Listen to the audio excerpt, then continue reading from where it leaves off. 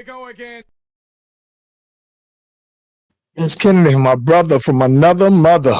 It's good, bro. I'm chilling, man. This week has been very relaxing here. I've been purposely trying to chill out this week though, man. But got a lot of good news though, man, this week. What's going on? What kind of news? Well, after a long delay for various reasons, finally got the green light for new music, man. So I got a couple of singles that are lined on up. And so one of them is dropping next week. Probably dropping another one after that the following week. And then I got my EP that I'm very excited about, though, man, that I'm dropping on the 27th, though, man. So, yeah, lots of good news, though, man. I'm glad to finally just get that out of my lap, get it off my desk. Yeah, we out here, bro. Yeah, that's what's up, bro. Yeah. Well, shoot, we got a lot of stuff to talk about, so let's get to it. Let's get that music going.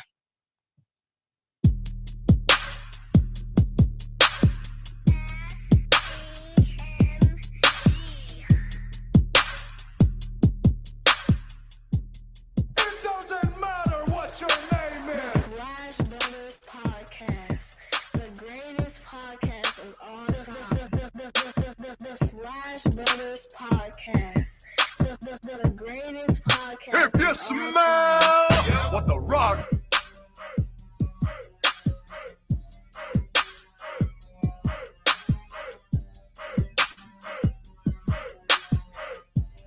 It doesn't matter what your name The is. Slash Brothers Podcast, the greatest podcast of all time. The Slash Brothers Podcast, the greatest podcast of all time. Listen, if you haven't already, be sure to like and subscribe to the Slash Brothers YouTube and Facebook page while you're at it. Subscribe to the IG and the TikTok page as well. We're live on both platforms at the same time. You click on the notification, you click on the bell, you get the heads up whenever your boys and is doing their thing. Ace Kennedy.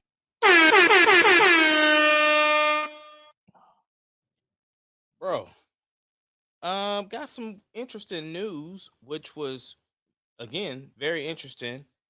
Um, so John Cena's on his whole run with his final uh year in wrestling.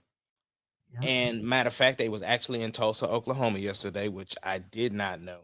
But the boy CM Punk came out there and got them boys hyped up doing the OKC chant for the Thunder.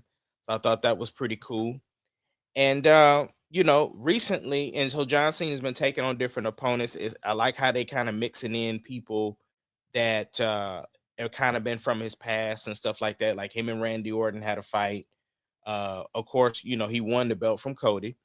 But then they did an interesting thing. They did some angle where R-Truth kind of interfered, and he ended up having a fight with John Cena, which was cool because he was like doing this whole John Cena's my childhood hero, and he even had the merch that said Truth Cena or something to that effect, but it had him on the shirt instead of John Cena. So he was dressed like Cena and everything. And then they done let the boy R-Truth go. Well, let me say it correctly. R-Truth's contract is coming up for renewal, and they decided not to renew his contract. Same with Carlito. He's another one who they're just not going to renew the contract. And it's weird because if you talk to anybody, I mean, you can just look on X and see the reactions from the wrestlers. People thought Truth was a lifer. You know what I'm saying? That he would just be, maybe after he's done in-ring work, that he could just be an ambassador, kind of do some of the stuff that Big E is doing, or Titus O'Neil, how he's been like an ambassador. Like R-Truth is just a mascot for WWE at this point. The man is like 53 years old, still look like he 23. He can still move and do all the things. He's done everything with class as far as like when they made him the comedic relief. He was the face of the 24/7 title for years. It's just, yeah, for them to just, I can understand, and I get it. Maybe they was like, listen, we can't insult this man by offering him a lower deal. So maybe it's best we just allow him to go and live off his name and get, dates and do the things. I don't know. I don't know what the thought process was. I mean, obviously, from a business standpoint, those are two contracts you can move on from and then bring up people from NXT. So you basically moving the old out and in with the new. But very, very surprising. He was the one that announced it on X.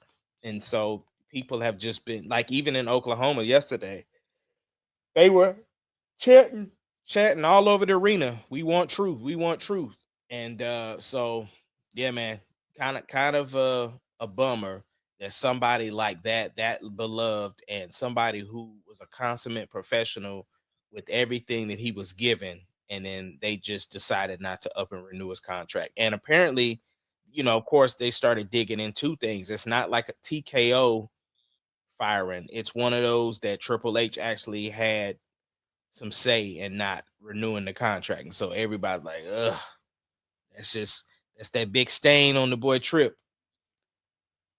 Which Listen, I'm not mad about Carlito because, like, this is gonna sound crazy.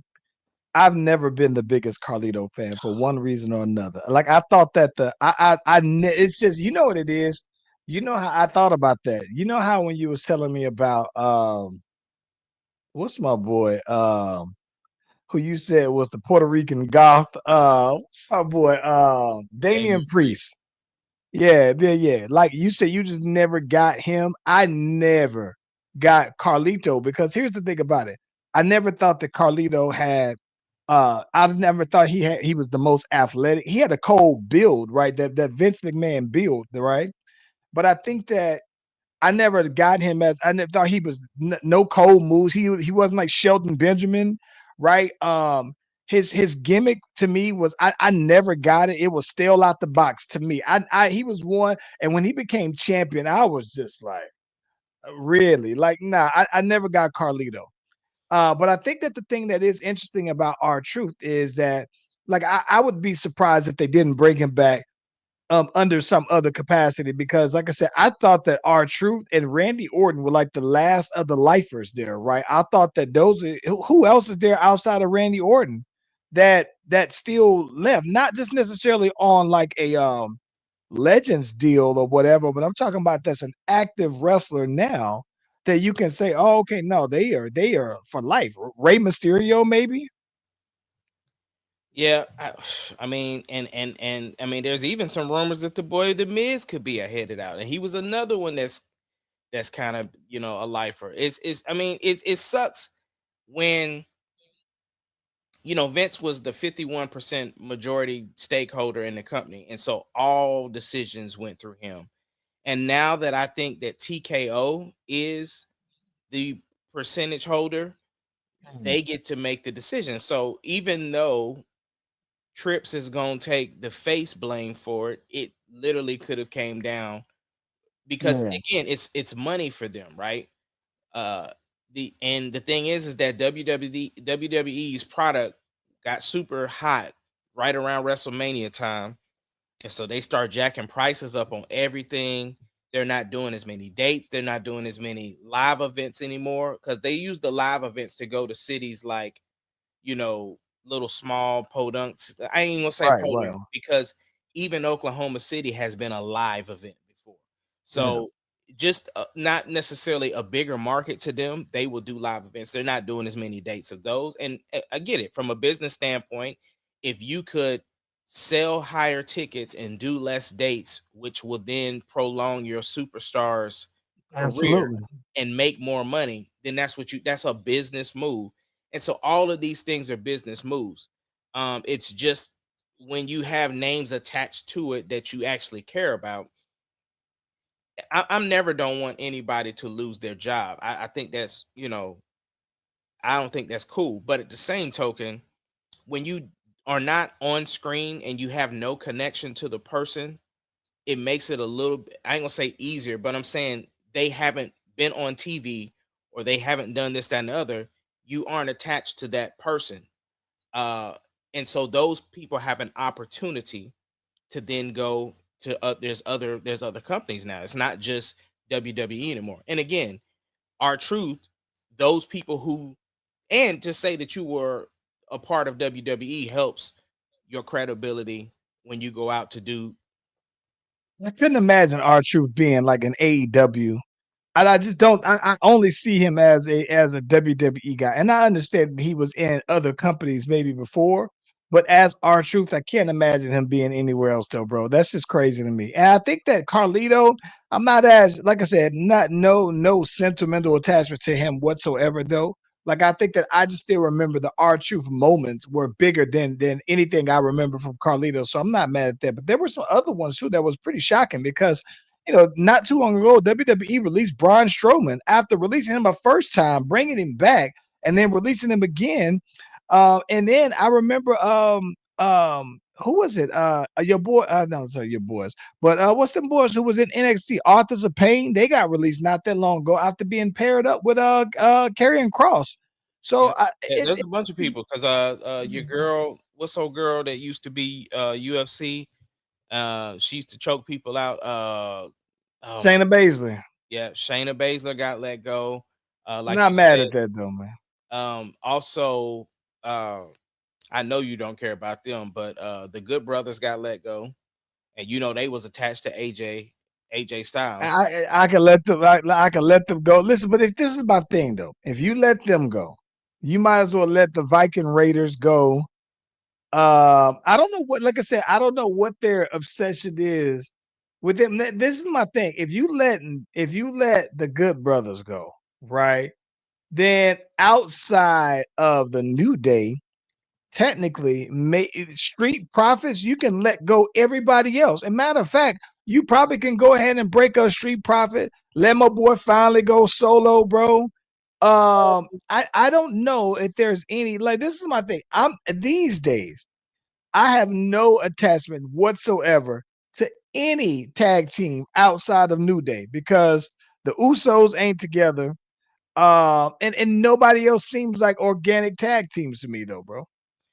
I mean, but shoot, even the New Day ain't even really the New Day, like this heel persona. And then, granted, they got the belts right now, so okay. And I'm gonna be honest, I haven't been watching the shows per se anyway. I'm not mad at the New Day being a heel. I actually kind of like it because technically speaking, it's almost like even though they're heels, they're not as different. To me, it's almost like this is the funny thing. Watching the New Day, it looks like they're playing heel. Like they're not. They get it right. It like okay. This is what I mean. John Cena being a heel to me seems more believable than New Day being a heel because I can't help but want to laugh at them being heel, bro. Yeah, but even Cena has gotten kind of annoying about certain things. Like at least when he first started, he had actually had motivation. But now when you see him like backing uh Logan Paul and stuff like that, like the stuff he's saying, it's not even good heel work anymore. I love Cena. I love Cena, Hey, but I'm listen, just saying when he first started out, he actually had a reason to be a heel. hey, listen, man. This will sound crazy saying it. You can let go Logan Paul, and my day will be just fine, though, bro. I listen. Every time I net now, bro, because I've watched Raw for the last 2 weeks, maybe 3 weeks, right? And bro, one of the things that I still double down on is that bro still seems to be struggling to be his own self, bro. He's not even a good Logan Paul to me though, bro. Well, you would have been proud of It's him this past Friday because it was the best mic work I had ever heard him do. I was like, literally when I saw it, I was like, Charles will be proud of him right now because they had a Mhm. segment. They had a segment because the boy Cody came back. He came back during the whatever pay per view they just recently had, and so now it's going to be Cena and Logan versus um, Cody and Uso and Jim and Jay. And so when Logan came out though, he actually held his own on the mic. Like when they did Elimination Chamber and he came out there and everybody was looking at him like, bro, you killing the vibe right now because you ain't got no good mic skills. You don't even have a feud with anybody that's in this match, and you sound like trash on the mic. This one, he actually sounded like he knew what he was talking about. It sounded believable. He looked big, like he looked physically bigger. Like he looked like, hey, this is where he needs to be. So I was like, yeah, Charles would have been proud of him. I saw. Listen, bro. And let me tell you what made it even worse is I was watching yesterday and he came out there and Gunther came out there. I said, "Oh my god." I said I could have went to sleep though, but when they got out there, I gave them all of 1 minute. Once I heard them two talking, I went ahead and stopped them. When they walked away, had to get me a drink. Just wait a minute. Absolutely horrible though, bro. Absolutely horrible though, bro. Let me ask you this though. What's up? Let me ask you this. Do you think that you could have credible mic skills as a WWE wrestler, fool? I do. Babyface or heel? I do. Because I Or do mean, you think you're gonna be sound like do you think you're gonna be trying to sound like a superstar? Like, you be talking about, I'm gonna go ahead and blah blah blah blah blah. There's a certain bravado that you gotta have. no, but I think the we've seen from experience. Now you got to understand, we've been following WWE since we were little, right? And we can tell the best people on the mic are the ones who just sound like them, right? Most people, when they come into wrestling, before they had the performance center and stuff like that, you came in as a wrestler. You didn't come in as somebody to cut a promo. So the Right. thing is that we are Slash Brothers, and unfortunately, we have been blessed with a number of different skills. So I think now, having being able to do that, I think we would have the ability to speak, to respond, knowing like, hey, this is the mark you need to hit. Because I mean, unfortunately, some people have scripts that they gotta follow, right? They give them the script, but you get somebody like a CM Punk or a Cena or a Cody, and it's like, listen, these are the three main things we need you to hit. This is the time frame you got. Boom. I think I would be able to respond back to a wrestler. You know what I I'm think I saying? to listen. I think I would. I think I would have a cold rebuttal. And I think, to be honest with you, I think that I would have a cold lead though, bro. I think to be honest with you though, man, I think I would be pretty cold on the mic though, bro. After knowing all of the people who I appreciate on the mic and taking little tidbits of not necessarily their thing, but things that I like. Oh yeah, I think that I would know how to come across as authentically me, but then also, kind of multiply that though, man. Expound But on it. I think I'd be good on the mic. I do think the lights would change things. Like you, when you're on TV, and it's like, no, you have to fit in this bubble, right? And if the crowd don't necessarily respond the way you think in your head that they would, or there's obstacles. But I'm just saying, generally, once the camera turns on, I'm pretty good about being on.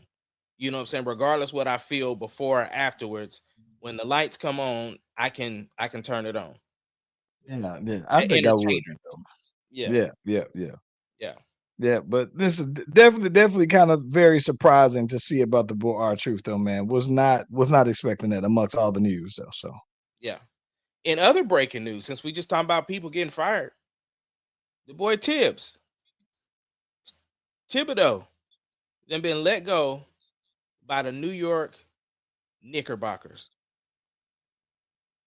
after making it to the Eastern Conference Finals in more than 25 years. They released Tibbs basically saying they feel like they need a new voice to take them over the top. Which, of course, my brain immediately went to Malone, Mike Malone from Denver. But what's your thoughts on this, bro? I'm gonna tell you who I think would be the most suitable replacement for him. Who was that? Mark Jackson. I got one even better than Mark Jackson. Better than Mark Jackson. Let me tell you why. Let me tell you why Mark Jackson. For one, he's a New Yorker through and through. St. John's. He's from probably Brooklyn. Everybody who's from New York says they from Brooklyn or the Bronx or whatever, right? But outside of that, though, man, played for the Knicks. Has called games at Madison Square. Understands the expectation from the Knicks crowd and the Knicks fans. And fairly successful coach. It was very instrumental in building the Warriors. I think that Mark Jackson would be the perfect New York Knicks coach. And this is from somebody who still hates the Knicks. So Well, and I'm not disagreeing with anything that you're saying. The only thing was they got rid of him because he couldn't get him over the hump. He's good at building the teams up, but not getting them over the hump. Somebody who I think deserves the shot and who has been a part of winning organizations, may not have the ties to New York like that, but has definitely been a player and is a player's coach. Has the respect of many players, and like I said, is deserving of the opportunity. I think Sam Cassell needs to get the opportunity. I'm not mad at that. I'm not mad at that. But I think that what the Knicks are looking for is an experienced coach, head coach that could get them over. And that's the only reason why I don't think that it wouldn't surprise me if it was somebody like Mike Malone. But from my understanding, Mike Malone and Tibbs' personalities, players, coach wise, very much the same. So I don't know, man. It would be very interesting to me if they did go the route of a Sam Cassell, somebody who isn't. Because listen, I mean, truth be told, I never heard of the Thunder's head coach until he became the head coach, right? I never heard of the coach who's for the Utah Jazz until he was the coach for the Utah Jazz. All these guys that have been on the sidelines, young guys that have been on there for a while.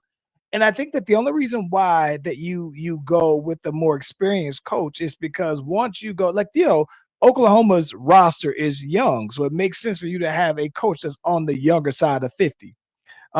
It's the same with Utah. The Utah's players, very young roster, they're fairly young coach. So you give them some room and grace to grow with the team, though, right? And I think that because the Knicks seem like they're supposedly in win now mode, because they apparently think they knew something or expected something more than what I thought from them this season. I think you got to go with the more experienced coach. And to me, Mike Malone makes the most sense for that reason. But I love to see Mark Jackson coach the Knicks, though, bro. That would be kind of cool. Yeah, it would be. But yeah, I definitely think, you know, the Knicks fans was premature in asking for Tibbs to be fired. Because, a lot of things that people really disagree with him about was obviously the rotation, not Was it using. Tibbs' fault? Hmm? Was it Tibbs' fault that they lost? I mean, he's not the one out there making the shots, but he's calling the shots as far as the personnel that's presented because you're switching up your lineup. I guess as a coach, you're supposed to do whatever you think is going to give you the best opportunity to win. But again, it's kind of the same thing that was going on with Denver, right? When they played Oklahoma City, they was like, man, y'all not deep enough. Y'all not going deep enough on your bench in order Yeah. to give your starting guys some rest. Brunson is out here beat up. You know what I'm saying? Hart is out here beat up, and Cat is either hit or miss on whether he's gonna show up or not. Uh, so I mean, honestly, I don't know. I didn't really pay much attention to the series that they played. I told you I haven't really watched the Pacers all season, bro. Haven't really watched them. So all that to say, I don't know if it was Tibbs' fault, but again, he can't put the ball in the basket. Now, if you I want to think say that that they didn't run the right defense or they, you know, were kept players in too long, okay, that's on him. But putting the ball in the hole and getting in defense and stuff like that, that's on the players, bro. here's why I think that it is Tibbs' fault because like with anything, once you starting to get smacked down, you got to make some adjustments. And I don't think that they particularly like the adjustments that Tibbs made. One Right. I hundred. think that this is the one thing I think that OKC has this luxury of doing, right? Um, and it's very underrated out there. And people talk about it, but I don't think they understand how big of a deal it is. The fact that you're so deep, and not just that you're so deep. Pause, by the way. Oh, I got one But worse. I got one worse than that happened to Jay Will on uh, TV. pause, all pause, all pause. When you get done, I'm gonna tell you about what Jay Will did. Listen, but never mind the fact that, but it's just the fact that in conventional basketball, traditionally, you shorten your bench. even though you've been playing 10 guys, you shorten that bench down to about 8 guys, right? And with OKC regularly playing sometimes as many as 12 guys in a game, I think that it says something to me about what you really believe in your own development of your own players, and that's where I think that OKC's coach comes into play because he had been on the sideline for years. He know what these guys are capable of, though, right? Mhm. And so because of that, I think that Tibbs' problem was that he shortened his bench so much so that even outside of just even outside of that, I think that he just never made the adjustment. It's like win or lose based off of Jalen Brunson. And if Cat gives us something, then cool. But I think that the strategy never seemed to change up to me. So that's my thoughts on it. I'm not mad at them for him. I'm not if they blamed him for losing, I wouldn't be mad at that. If Yeah. that's fire worthy, he been there for 5 years though, bro. So maybe they thought this is good as it's gonna get with him.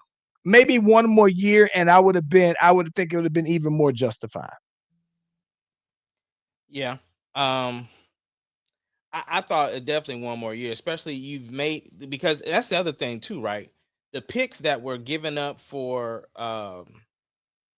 Miles Bridges, the picks that was given up for Cat, that's not on him. That's the general manager. Yeah. So if you don't have a strong enough bench, that ain't Tibbs' fault. That he don't put that together. Well, that that's what happens when you go through and you get your starting lineup where all 5 of your starters could potentially make an all-star team. You have a very shallow bench, and that is what it is, though. Yeah, yeah, it's super unfortunate, bro. You said Keep it J in Dub. line. What J Dub say? What J Dub say? Oh, that boy Jay, no Jay Will. I'm talking about J Will. Jay Will. They used to play for Jason Williams. Jason Williams. Yeah, yes. yeah, yeah.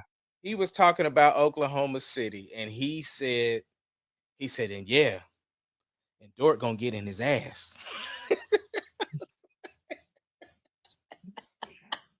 No, I told you when I told that when I was out there, I was out there hooping, and that Yeah, dude, when I told the dude, I fouled him, and he got past me, and I fouled him. Right, I said that was my bad, dude. I thought I was coming on the backside to try to go, and and everybody stopped. And I was like, no, I mean, I was going to hit him from the backside. And then they was just like, yo, just stop, though, bro. yeah, yeah, man. Impossible moments. Yeah, yeah, yeah, man. Yeah. What else Oh, we got there, man? well, we're gonna stay on the theme of people getting fired. Okay. So apparently, Def Jam done let go of Pusha T and the Clips. I'm not mad at this about how this happened, actually. I had to do a little bit of digging on this one, Yeah, though. yeah, Because yeah. for starters, have you heard the song Ace Trumpets? The one with Kendrick Lamar. No, no, no, no, no, no. So Ace Trumpets, I didn't actually hear the song with Kendrick Lamar that they were Okay, talking about. right. But Ace Trumpets is the first song that I've heard off of this upcoming Clipse album, right? And so what was real dope about the song, right? Really, really dope song. They got I was very impressed because I haven't heard No Malice go in a long time, right? Mhm. Because he had fell back from rapping. Got out there, man, and was going. I'm talking about it's like every time I would hear them two, I personally like Pusha T just a little bit more because he seemed to have a little bit more though, man, even though their voices sound similar. But this one, if I was picking a better verse, No Malice was riding it though. I mean, and they had a similar one rhyme sound scheme for the whole verse, right? And it was cold though, right? Um, but what happened is that came out, and if you haven't, it's a dope song, really, really dope song. But what I from what I understood is that apparently Kendrick Lamar has a song with them, and I guess they wanted Kendrick Lamar to they wanted to have them go back and kind of censor or redo some of his verses. Now I've never heard the song in itself, so I don't know what Kendrick was talking about. But Pusha T was just like, nah, not happening, and because they couldn't come to an agreement over that, um, they was just like, all right, no, we gonna go ahead. Now, while it looks like he just got dropped, I think ultimately what he did was he bought his way out of his contract. So apparently he paid a seven-figure amount to get out of his contract completely. And I'm gonna assume that with him having been an artist for as long, that he wouldn't walk away barehanded. Like I think that he would at least at a minimum have the project that they're currently working on and everything like that to be distributed through. I think I saw something like it was going to be through Rock Nation or through somebody else or whatnot, though. So I'm not mad when you can do an amicable split from a label where you still can, walk away and the label still feels like they're not empty handed. It was a win win to me. And the reason why I think that it was a win win is because I don't think Pusha T puts out enough albums frequently enough for it to be like Rihanna getting dropped or one of their mainstays. He puts out a project like almost like every 5 years, basically, though, man. And so, and when he does, it's quality. But I'm not mad at this though. Yeah, but I also heard that it was a Kendrick verse that they was trying to get them to change. Yes, they were trying to get them to change, have Kendrick censor his verse. Yeah, yeah. Yeah, and so this is my thing. I haven't heard the song. Hmm. I would love to know what song they're talking about. They I listened to the Breakfast Club because they talked about which song it was. But either way, you know, I guess Def Jam was like, man, we can't have two of Drake's rivals on the same track together. Well, yeah, yeah, and listen, uh Pusha is really got some subs out there on the Aces trumpet to him anyway, though, bro. So, um, yeah, man, it is one of them. It is very interesting though, bro. I like to listen to have Kendrick, who I don't think is Kendrick is on Def Jam though, right? So you got two of your rivals on there. I would imagine, I can only imagine what they want to censor on it though, bro. Now you got me. I'm curious. I gotta go see it. Yeah, it's giving more publicity just off of that alone. Yeah, yeah, I mean, absolutely. it didn't really need much publicity. All you got to do is say Pusha T and Kendrick, and people gonna want to hear it. See, let me see something here. Because I've heard it's probably it got no, that ain't it. That ain't it. Well, hold on now. They talking about they asked him to change it on Chains and Whips, and I believe Chains and Whips is an old song. Mm, Yeah. I don't know. Well, I gotta do some more digging on this one though, man. Yeah, I gotta do some more digging on this. I'm curious because I just did a quick little check and it came up with Chains and Whips as the song that I thought they could have been talking about. mhm. But I don't know. I don't know. I gotta see. I'm curious. All right, more drama. Cardi and Offset back at it again. Um, Mm. so according to I ain't gonna say according to, but it's been reported that Offset's team has been asking for spousal support.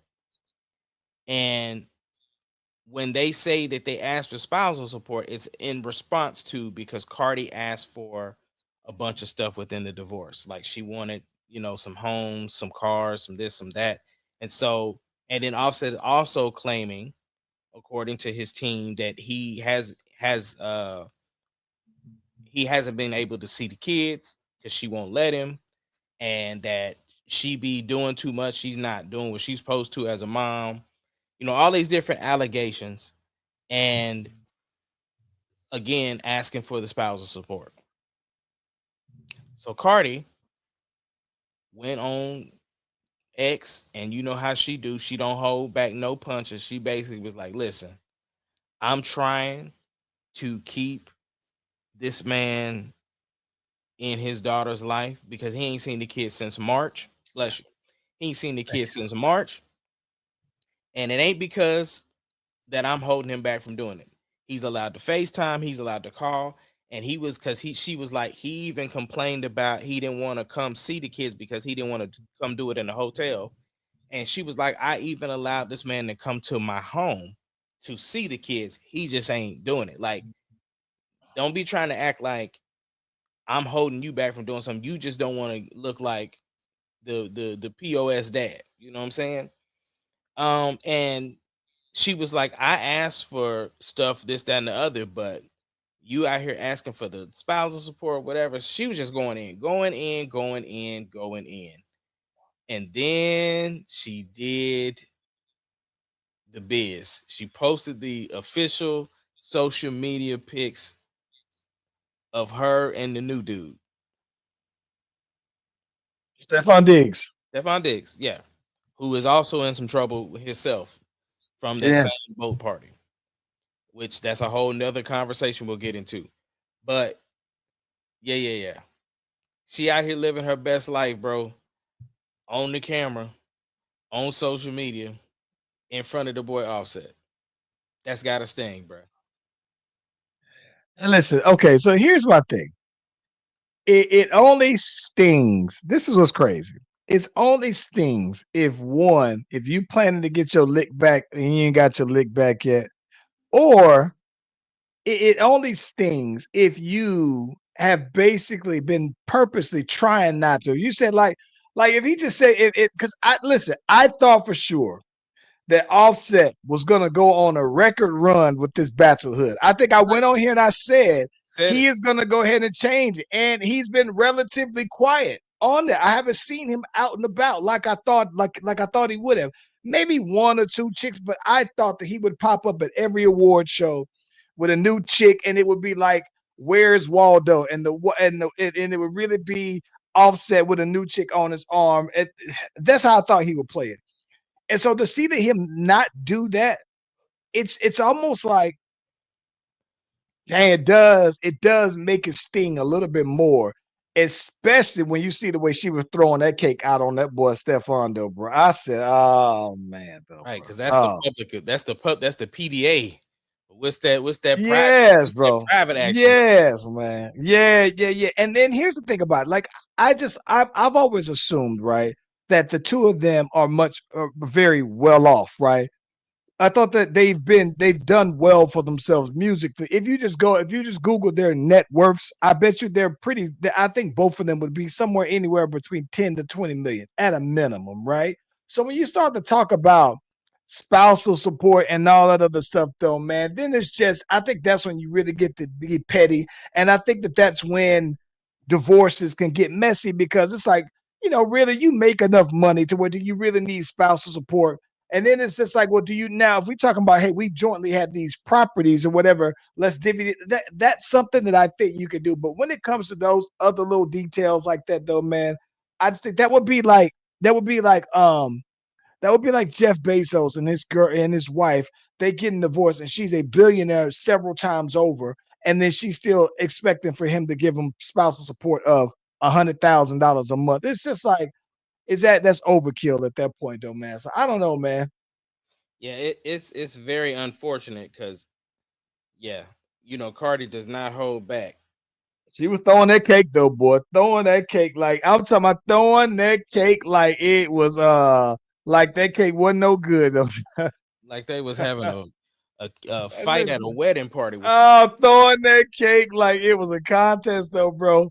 And listen, I think the thing that the thing that got me the most though, if I'm him, the dagger, the turn of it is when that boy Stephon was smacking them cakes though, bro. I said, oh man, somebody need to go check on Offset right now. Now he could very well not care whatsoever oh though, no, man. he care, Oh he man, care. I don't listen. I don't see how you not see your ex, let alone your baby mom, that freshly out the breakup. She out there throwing it like that though, bro. It's just like because you know what she used to do, and now that you see her do it with somebody else though, bro. Tragic, man. Tragic though, bro. Yeah, yeah. Tragic, bro. Now Stephon Diggs, newly signed contract with the Patriots, and there was some issues on what could have potentially been some illegal substances that were involved on this boat party. Why somebody had to film it, I don't know. But do you think he's gonna play it down with the Patriots? I think he will, man. There's been worse things that have happened there's been worse things that have happened, and I don't think that that would be something that would prevent them from already playing with him. And so no, I don't think so, bro. I don't think so. Any I think penalty? he'll be fine. Yeah, I think he'll be fine. Any penalty though? Oh yeah, he might get suspended for conduct detrimental to the team, so maybe like 6 games. But you think, man, the NBA, I mean, the NFL season is 18 games now, bro. So like, yeah, I think he might get maybe 3 to 6 games, maybe. Uh, let me see. Let me just do some research right quick because I got to see what all was uh I got to see what's all in this. What's all? Let me see. So Contraband how was. bad is this? Yeah, man. Hold on.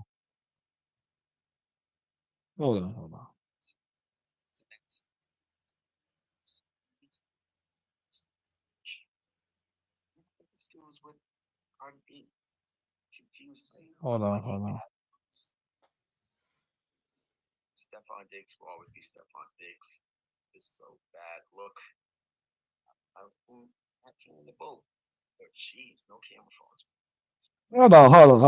Okay, so I didn't see him doing it. Hold on, let me see another angle.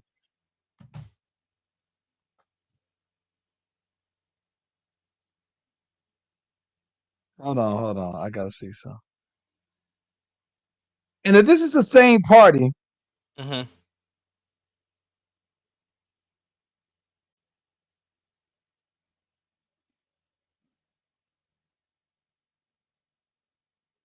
them cigarettes, bro. That's what he gonna say, man. Ain't nothing in there. I'm looking here, bro, and I don't think that it's a a pink substance, bro. I'm chipped out on, bro. Like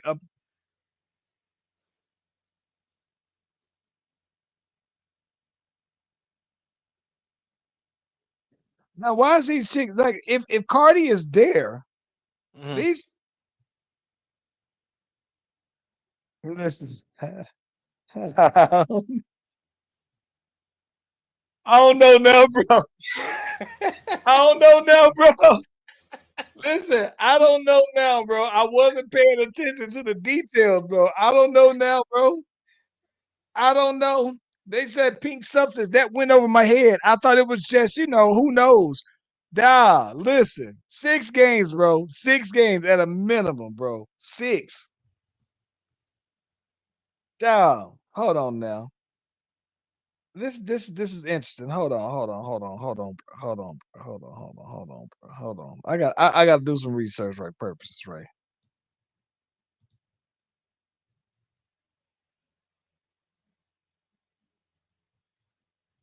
Ah, come on, man. Come on.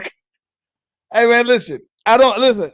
I don't listen. I've never done I've never done any drug ever in my life. Let's Yeah. just go put that on out there, right? Uh, I'm gonna assume that what this looks to be consistent of is what they call pink cocaine. And this pink cocaine, all that cocaine was what I thought I heard them mention in the Diddy trial as well about this pink cocaine. Okay, so this is also known as Tussie. This is a recreational drug that contains a mixture of different psychoactive substances, most commonly found in a pink dyed powder known as pink cocaine. It's believed to have originated in Latin America, specifically Colombia, around 2018. Hey, listen, bro. I tried to give him the benefit of that. I don't know how you explain this. I thought that he could say, Can you say it wasn't I mine? don't know. Eh, He could say it was Kool-Aid. You remember they had to used to have to put the Kool-Aid in the bag? You know what I'm saying? But he had a fancy case carrying case for it though, bro. Uh dang, Diggs. I don't know, bro. I don't know, Ace. I don't know how you explain that though, man. Well, don't he got the 26 million guaranteed? Oh my gosh, bro. I don't know what these boys do. And this is my thing though, bro. Okay. Unless you went live, right? Who's posting this though, right? Right. Like that's the thing. That's the thing I don't get though, bro. It's like if he got some people on the if he got some people on the boat, that's just like that's listen, Ace. There's never gonna be a time where you and I are out on a boat and I'm filming us out on the boat and I pan to you and you tooting some cocaine, bro. And then I post it. Right. Unless you Like have that's some just cocaine yourself.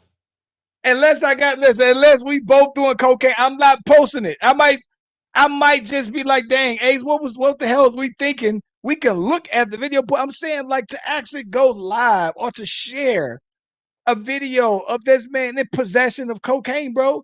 That's just crazy to me. And I think that when you don't understand the implications of that, that's just reckless, though, bro. Yeah. I don't know, Reckless or man. you don't even care, bro. No, golly. Yep. I'm disappointed. I'm disappointed in Diggs, but I'm also disappointed in just the friends, though, bro. The people that Jeez. don't have nothing to lose Yes, bro. except for the meal ticket. Man. NBA Finals preview. We finally have the NBA set, the final set with the Oklahoma City Thunder and the Indiana Pacers, which is already shaping up. There's a couple of things. The media narrative out there. If you the Pacers, you upset because all you hearing is go ahead and just get a trophy to OKC. Uh, which I don't like because I liked being the underdog all year where nobody was Mhm. looking at us, nobody was checking for us. Even when we had 68 wins, nobody believed in us. When we made it past the first round of the playoffs, oh, that was just Memphis. When we beat Joker and them, then finally we got a little bit of recognition. But then when we beat Ant, then it's like, oh, he was the legend killer. So now he the real deal. Plus, Shea got the MVP. Whoop de whoop de whoop. Um, and then the Pacers again overlooked as well. Nobody was checking for the Pacers. Everybody just knew Boston or Cleveland was coming out of the East, and lo and behold, we get the Pacers. So already the national media is like hearing all the buzz about gonna be one of the lowest rated finals ever, outside of the people that live in Oklahoma City and the people that live in Indiana. What is your initial thoughts about the matchups, about this particular finals, about the two teams that earned their spot? Like, what is your thought process? Listen, I'm gonna be honest with you. I don't care at all when people talk about it's two small market teams. The NBA isn't better because if the Lakers are playing or the Knicks are playing or I don't care. Like I think that the NBA is so borderless now that I don't think that it matters like it used to matter back in the day. Now maybe the ratings will prove me any differently, but I'm not gonna sit here and if the Thunder win and be like, oh yeah, but they didn't play the Lakers to do it. They didn't play the Knicks. They didn't play one of the Blue Bloods. Like, forget all that. And I hate when people say that. When people say, "Oh, the NBA is good," when the Lakers and the Celtics and the Knicks are good. Like, nah, that's trash, though, bro. So that's first and foremost. I think that I can appreciate though, man. Like if you got small market teams, this is what you got small market teams for that chance though, right? That like you don't like it's not necessarily a free agent destination, right? Like nobody's beating down the door to go to Detroit otherwise, though, right? And I think that when you can go ahead and start to build that, because you have to build it for small market teams, you got to hit it on the draft or you got to do sign and trades or whatever. But no, you're not going to sign those big name free agents very frequently, though, right? And so I think that it's something to me to be said that like that the Pacers have so many guys on their team that they did draft. That the Thunder has so many homegrown guys on there.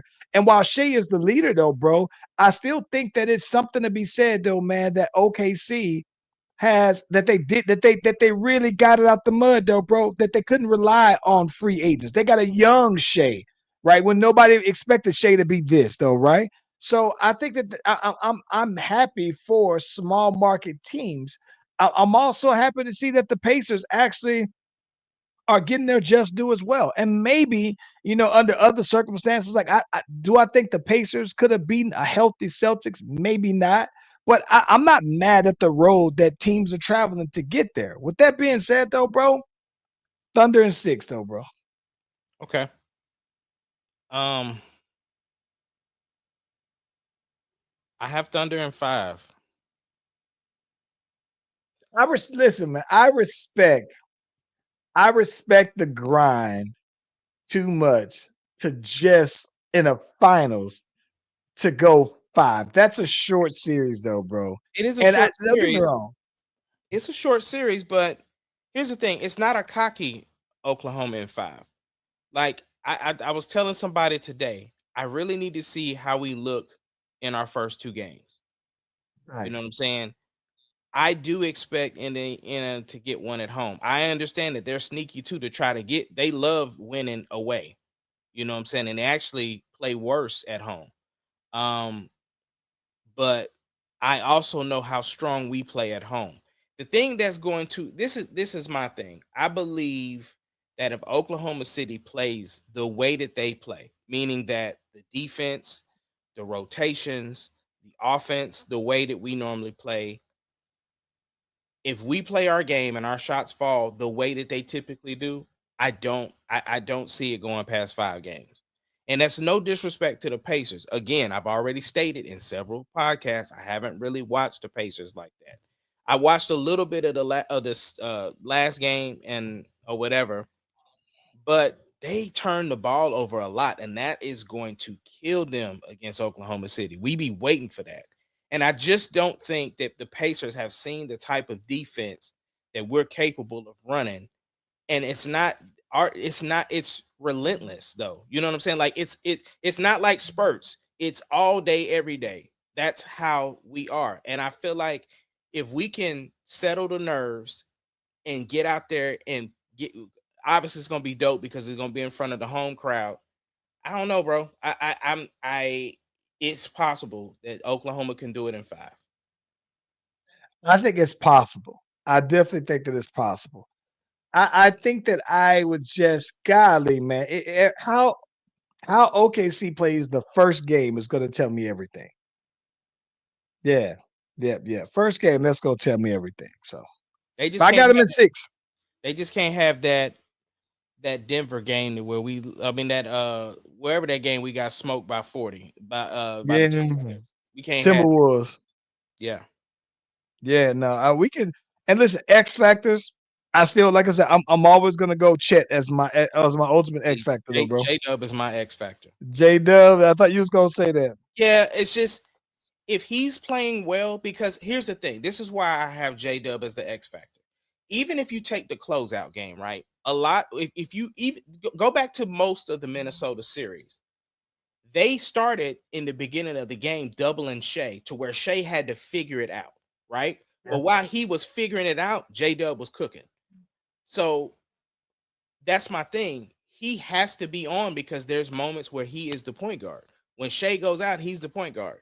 So he still has to be cooking. And the more confidence and shots fall for him, the better everybody else plays. I'm not mad at that. I just think that, like I said, maybe it's because J Dub is an all star. So I expect for him to play at his all star level. It's the guys that aren't there, right? And the reason why I say that is this. Like, I think that, like, Miles Turner can shoot the three, and when he put the ball on the floor, he's going to try to go in chest, right? And I think that there's some times where Hart's going to be guarding him a lot, though, man. And I just think that if Miles Turner three is dropping, he's going to be so far out there on the perimeter that it's gonna open up that. So if Chet and Hart are doing that, I think that it's going to be up for Chet to check him, and also for Hart to be on the backside for rim protection. I just think that it's, to me, I think that it's going to come down because, you think about it, right?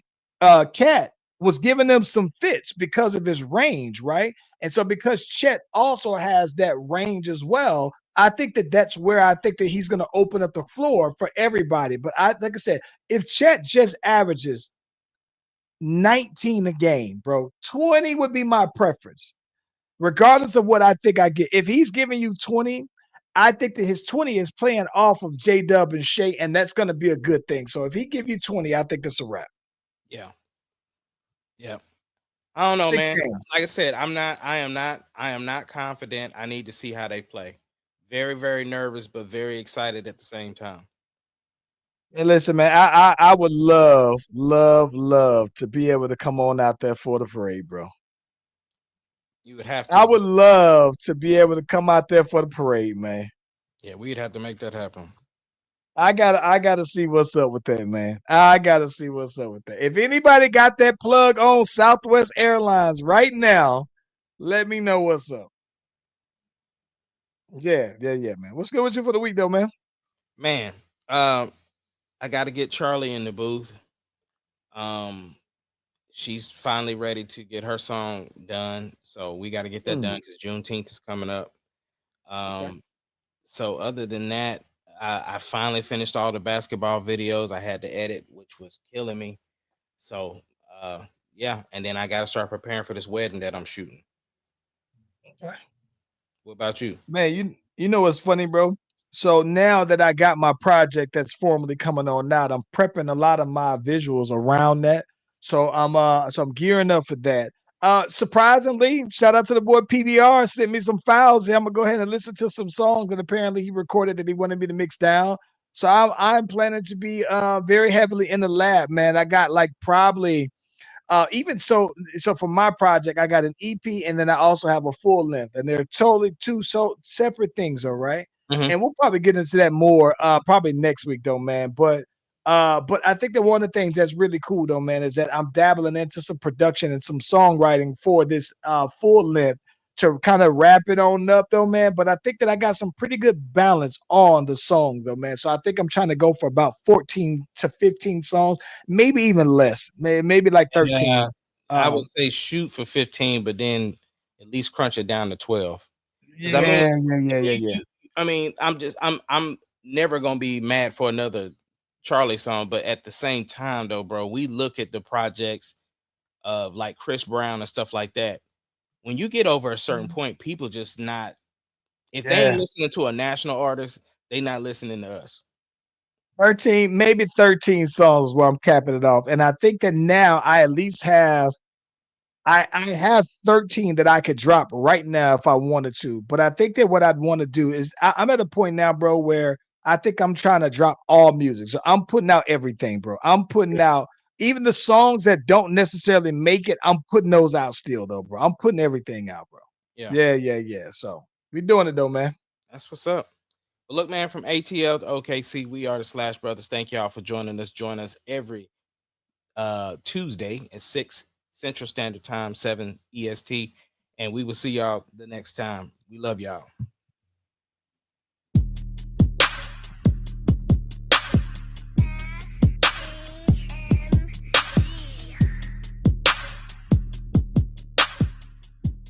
It doesn't matter what your name is. Slash Brothers Podcast, the greatest podcast of all time. The Slash Brothers Podcast, the greatest podcast. Can you dig it, of all time. sucker?